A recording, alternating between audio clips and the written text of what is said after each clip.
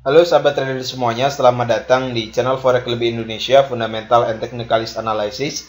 Di episode analisa teknikal kali ini, kita akan membahas salah satu indikator trading yang dapat digunakan oleh sahabat trader Forex Lebih Indonesia semuanya sebagai referensi ataupun rujukan untuk melakukan entry point buy ataupun sell.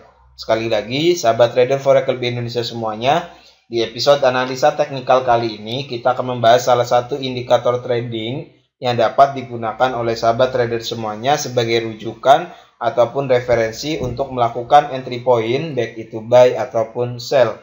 Adapun indikator yang akan kita bahas di kesempatan analisa teknikal kali ini yaitu indikator stokastik.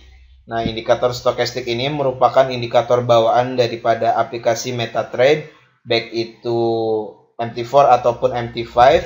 Jadi bagi sahabat trader Forex Lebih Indonesia semuanya tidak usah khawatir, kan memang indikator ini tersedia di beberapa operating system, baik itu di iOS, di Android, ataupun di desktop.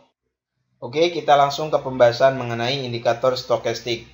Nah, indikator stokastik ini ditemukan di tahun 1950-an oleh salah seorang analis teknikal dan juga trader saham yang bernama George Land, di mana formulasi daripada indikator stokastik ini sendiri ada dua. Yang pertama persen K dan yang kedua persen D. Nah, persen K ini diperoleh dari 100 dikali dengan CP dikurangi LP, kemudian dibagi dengan HP dikurangi LP. Nah, CP ini sendiri maksudnya adalah close price. Nah, LP itu low price, sedangkan HP ini high price. Oke, ataupun harga tertinggi. Adapun persen D ini diperoleh dari Simple Moving Average ataupun SMA dikali dengan persen K kemudian N. Nah, dua hal ini merupakan formula yang digunakan untuk menampilkan indikator stokastik. Adapun setting daripada indikator stokastik ini, kita menggunakan nilai 5 untuk persen K, kemudian nilai 3 untuk persen D, slowing kita beri nilai 3, price fill-nya kita pilih high low, kemudian MA metodenya kita pilih simple. Sekali lagi, setting daripada indikator yang kita gunakan, nilai 5 untuk persen K, kemudian nilai 3 untuk persen D, kemudian slowing kita beri nilai 3, price fill kita pilih high low, dan MA metodenya kita pilih yang simple. Setelah sahabat trader semuanya menambahkan indikator stokastik ini ke chart, maka sahabat trader Forex Lebih Indonesia semuanya akan menjumpai bentuk indikator yang seperti ini, di mana ada dua line. Yang pertama persen K dan yang kedua persen D. Stokastik dengan setting 533. Oke. Bentuk daripada indikator stokastik yaitu seperti ini. Di mana kita dapat melihat ada dua line di sini yaitu line 20 dan line 80. Di mana kedua line ini membagi indikator stokastik ini ke dalam 3 zone. Yang pertama 0 sampai dengan 20. Kemudian yang kedua 80 sampai dengan 100, kemudian yang ketiga antara 20 sampai dengan 80.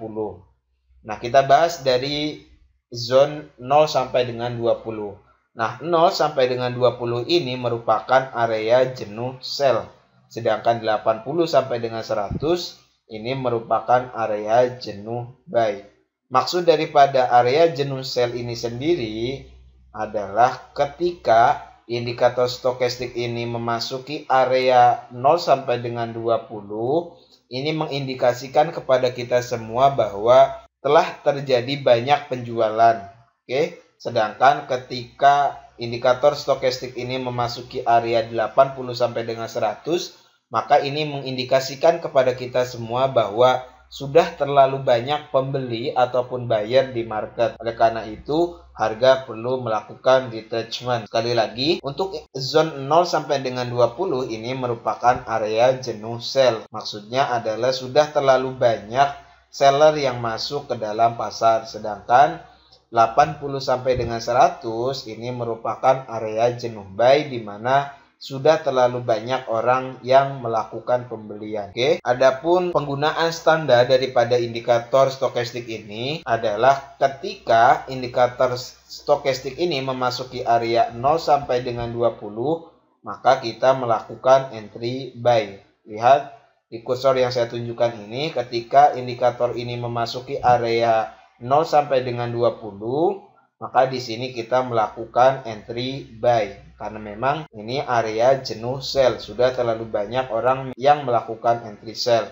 Sedangkan untuk melakukan entry buy, kita tunggu sampai dengan indikator stokastik ini memasuki area 80 sampai dengan 100.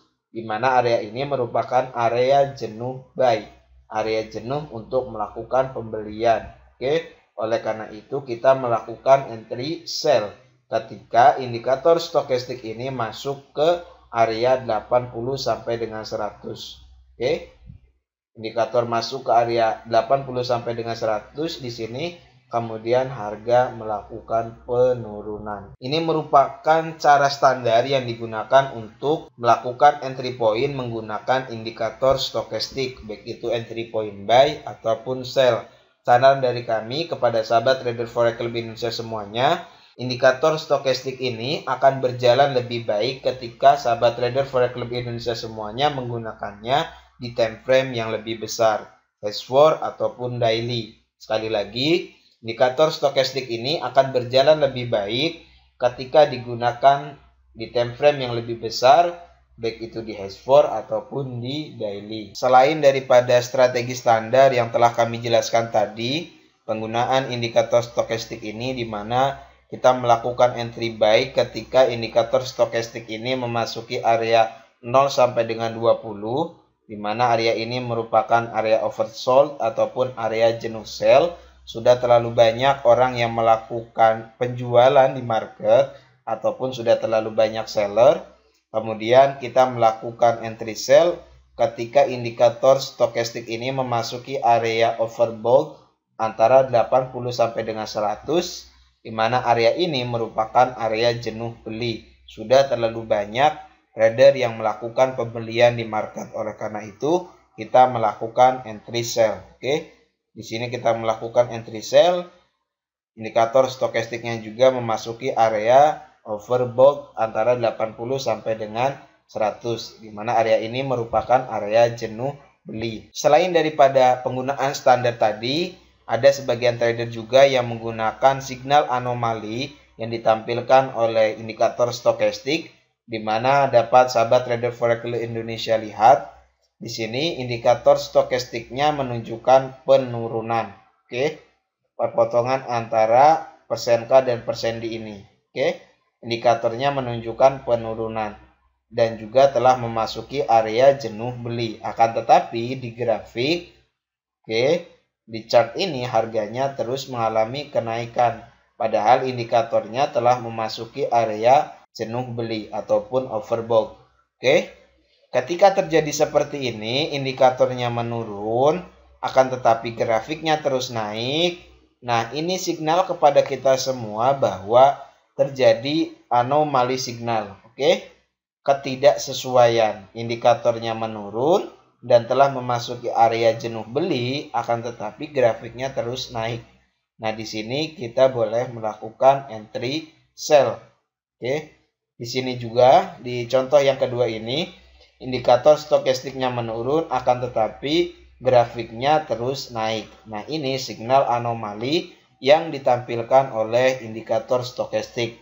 Oke, kita boleh melakukan entry sell ketika yang ditampilkan oleh indikator stokastik ini berlainan dengan tren yang terjadi di grafik. Sekali lagi, ketika indikatornya menurun, akan tetapi grafiknya naik, nah, ini merupakan signal anomali bagi kita semua bahwa kita boleh melakukan entry sell.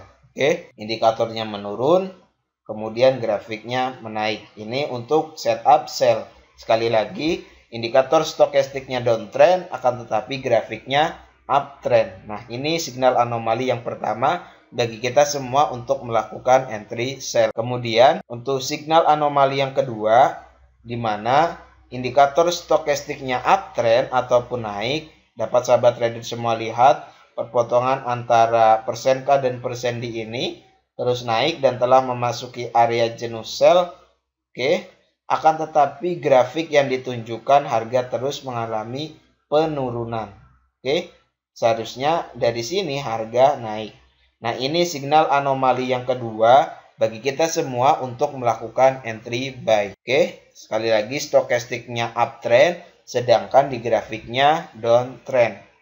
Oke, ini signal anomali untuk setup buy. Kemudian di contoh yang kedua ini juga sama, di mana grafiknya terus menurun ataupun downtrend, sedangkan indikator stokastiknya menunjukkan tren yang sedang up dan telah memasuki area jenuh sell. Oke, nah ketika kita mendapati signal seperti ini, di mana indikator stokastiknya uptrend, kemudian grafiknya tetap downtrend, maka kita boleh melakukan entry buy. Beda dengan yang pertama tadi, di mana indikator stokastiknya turun ataupun downtrend, grafiknya terus naik. Oke, maka ini kita boleh melakukan entry sell. Sedangkan untuk entry buy, indikator stokastiknya uptrend, kemudian grafiknya tetap melakukan penurunan. Nah, ini kita boleh melakukan entry buy. Kita lihat contoh yang lainnya penggunaan daripada signal anomali ini. Di mana di sini dapat sahabat trader semuanya lihat grafiknya terus turun. Oke. Kemudian indikator stokastiknya naik. Oke, perpotongan antara K dan persen di ini. Nah, ini setup kita untuk melakukan entry buy. Sedangkan untuk entry sell, ini grafiknya terus naik, akan tetapi signal yang diberikan oleh indikator stokastik terjadi penurunan ataupun indikatornya downtrend. Nah, di sini kita boleh melakukan entry sell. Jelas ya sahabat trader semuanya, bagaimana kita menggunakan signal anomali ini. Sekali lagi saya ulangi, di mana ketika grafiknya terus mengalami downtrend ataupun penurunan, akan tetapi signal yang ditampilkan oleh indikator stokastik ini uptrend ataupun naik, maka ini signal anomali yang pertama bagi kita untuk melakukan entry buy ataupun setup buy. Kemudian untuk yang setup sell, ketika indikator stokastiknya turun ataupun downtrend, kemudian grafiknya tetap naik. Nah, ini untuk yang setup sell.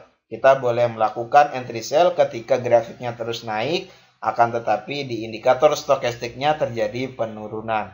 Saya kira cukup jelas pembahasan mengenai indikator stokastik ini, bagaimana penggunaan standarnya, kemudian bagaimana menggunakan signal anomali yang ditampilkan oleh indikator stokastik ini. Bagi sahabat trader semuanya yang merasa belum jelas daripada penjelasan ini, silahkan tulis di kolom komentar di bawah. Dan jangan lupa subscribe channel Forex Lebih Indonesia dan nantikan video-video analisa lainnya, baik itu analisa teknikal dan analisa fundamental. Terima kasih, selamat berjumpa di video selanjutnya. Assalamualaikum warahmatullahi wabarakatuh.